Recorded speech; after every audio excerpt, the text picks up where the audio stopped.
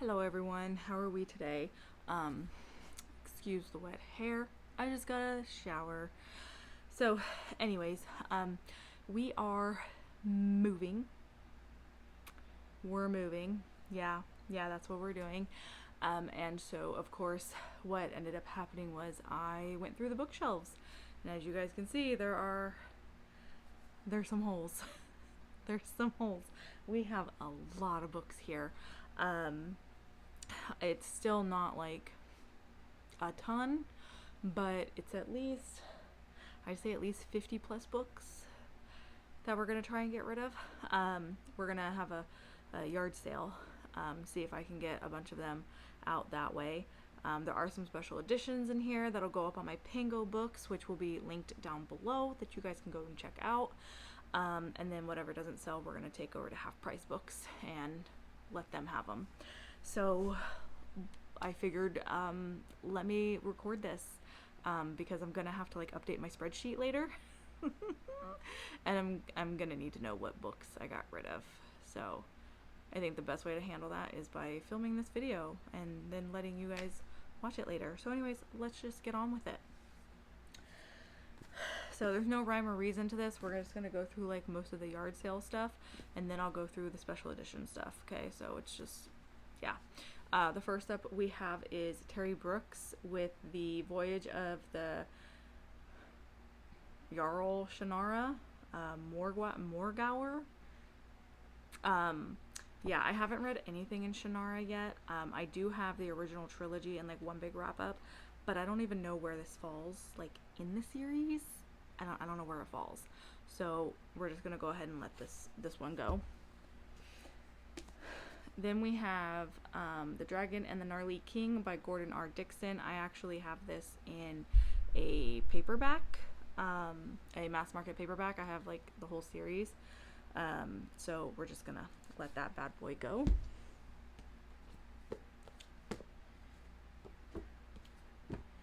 Then we have 3 books by Anne Logston.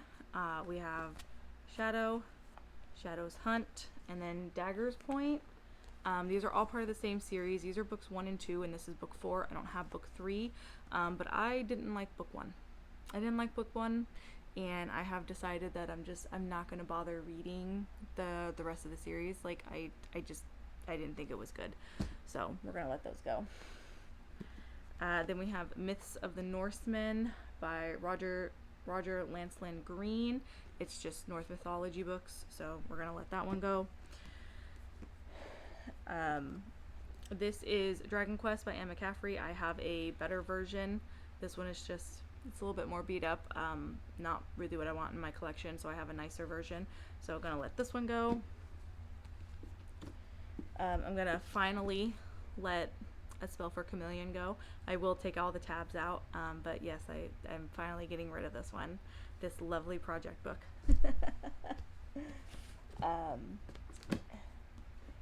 These next 3 are not going to be the only 3 from this series. I just have it in so many different variations, and that is going to be Gardens of the Moon, Dead House Gates, and Toll the Hounds.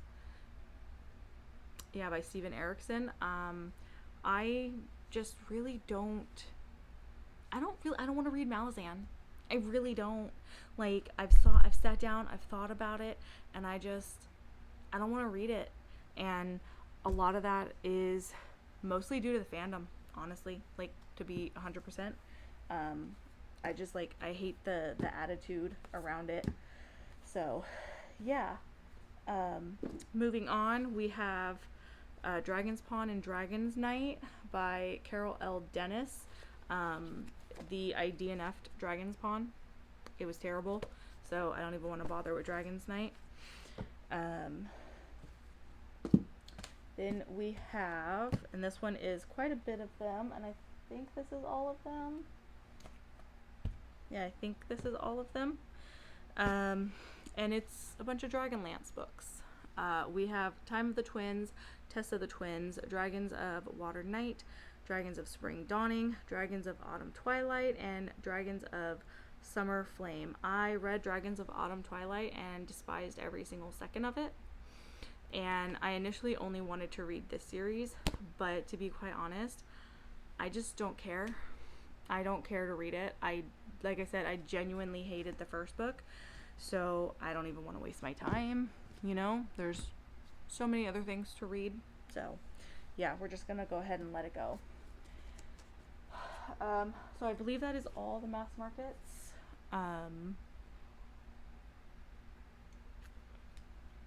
This is spearmint tea with strawberry and lemon. It's fabulous.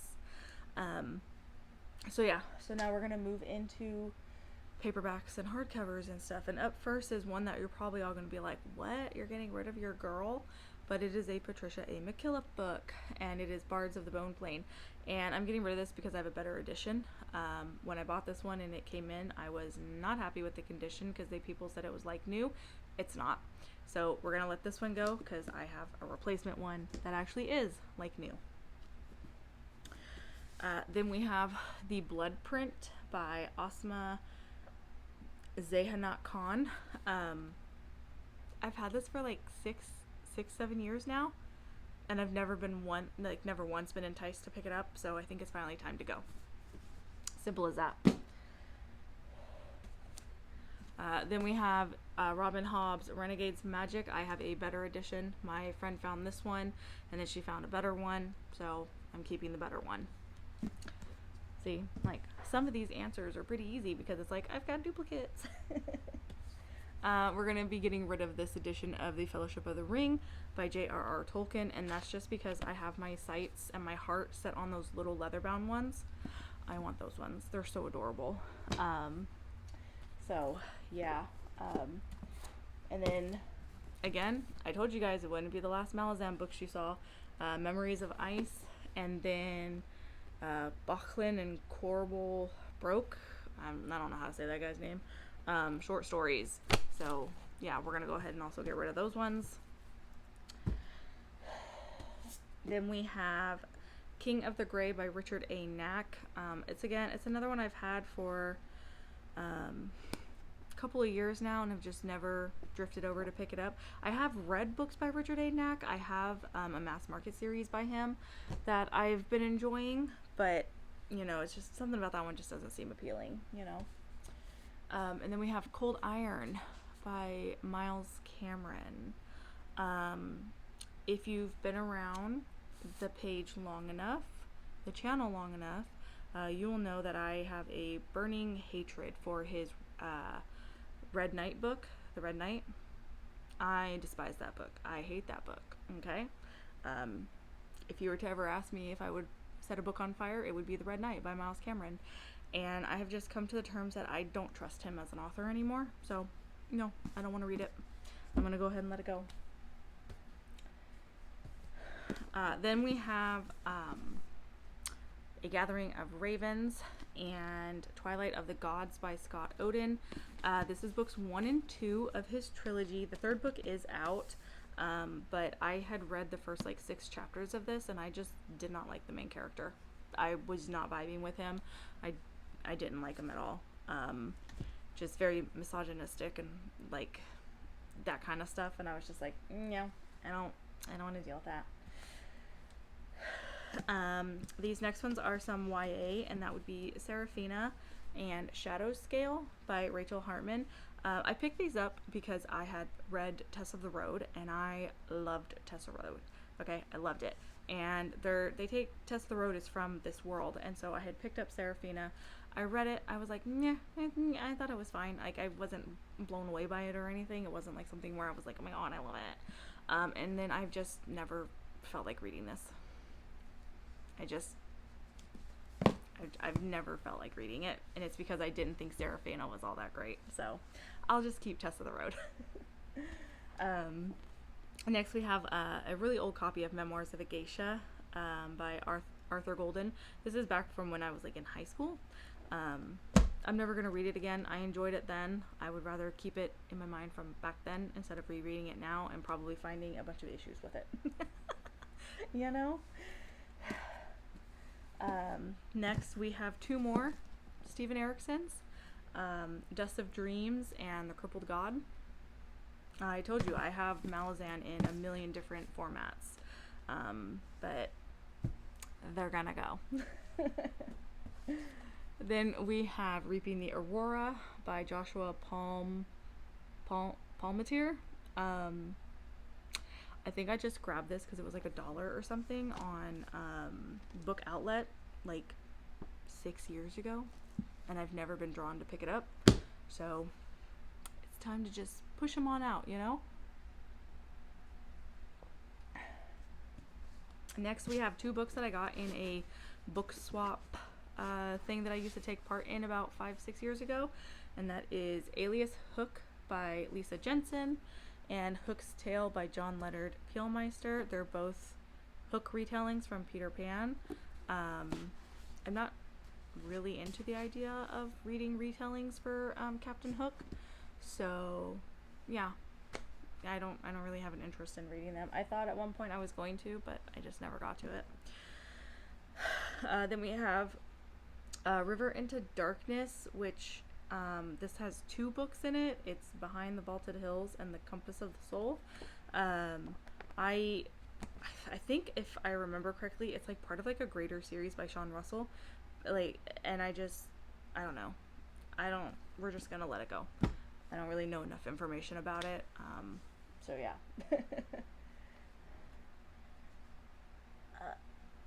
These next 3,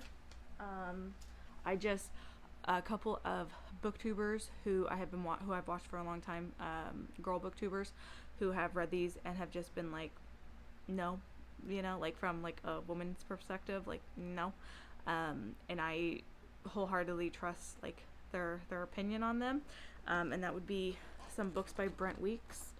We have The Black Prism, The Broken Eye, and The Blood Mirror, which is books 4, 3, and 1.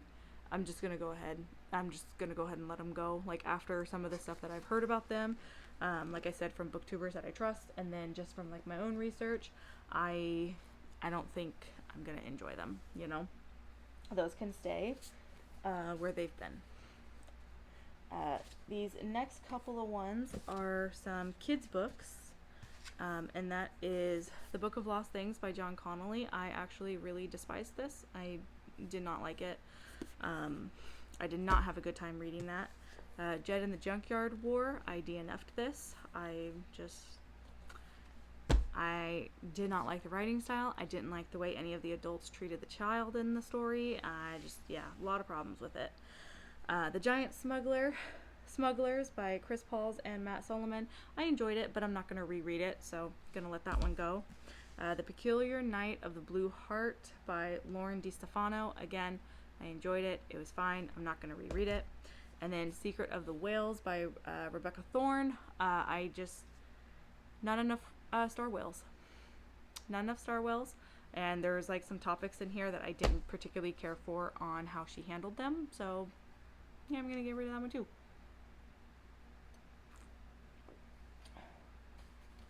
Then we got 4 more from just like what's going to be out in the yard sale. We have Time Siege by Wesley Chu. Yeah. Actually, this might actually end up back on the shelf because that's Richard Anderson's art on the cover. That's Richard Anderson's art on the cover. Shh. We're going to put this one back on the shelf. We're going to put that one back on the shelf. Don't tell my daughter. Don't tell my daughter we put that back on the shelf. Okay? I forgot that was why I bought it. Because I read the books that he does covers for, because his covers usually do a really good job portraying the story. Anyways, the next 3 are a trilogy by Sarah Beth Durst. We have The Queen of Sorrow, The Reluctant Queen, and The Queen of Blood. I have had all of these for, I would say, 6 years now, and I've never picked them up. I just don't really think I'm going to. So we're going to go ahead and say goodbye to those.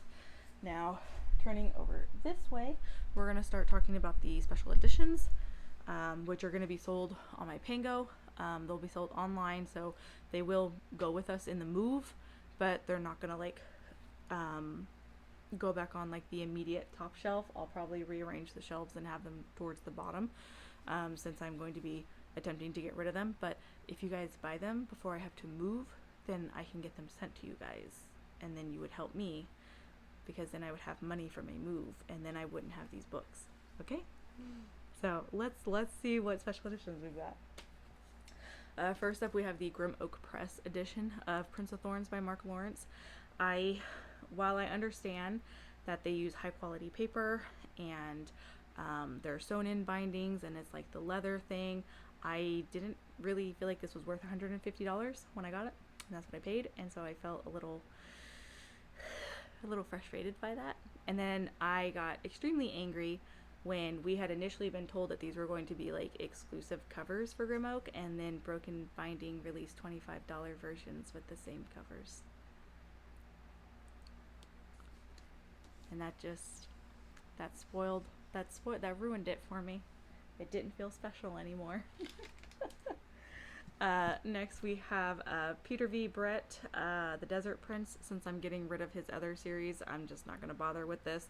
Plus, this is the Goldsboro edition, and if I remember correctly, they didn't finish the series. So, yeah. Then we have the Goldsboro edition of The First Binding by R.R. Verdi. A lot of people say that it's very reminiscent of The Name of the Wind. I have no interest in reading The Name of the Wind, so I'm never going to read that. And this one I honestly never really had an interest in either. It just came with the Goldsboro subscription when I had it, so we're gonna let that one go. Voyage of the Damned by Frances White. Again, another Goldsboro subscription book that I just don't really care to read. So we're gonna let go of that one. It's like on the cusp of like romantasy. Like it came out like right before the romantasy craze. So I've seen some people who've read it recently be like, it's romantasy, but I don't really know how like true that is. But yeah, it's just I'm not gonna read it. I have no interest.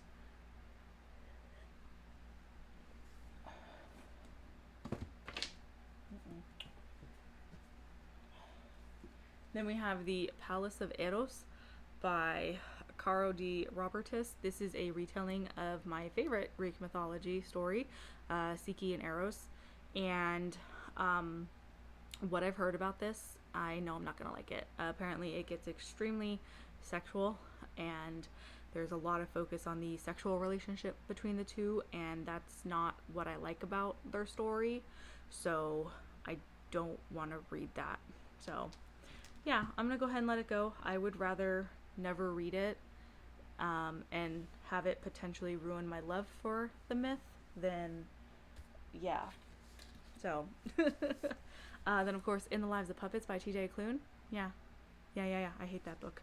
So that's got to go. I hate it. I genuinely hate it. Inkblood Sister Scribe by Emma Torres. At one point I was interested in this, but I'm past the point where I want to try it, you know. That's kind of just how I feel about it. It's just not something that calls to me anymore. I thought there was like something in there because the way it was split.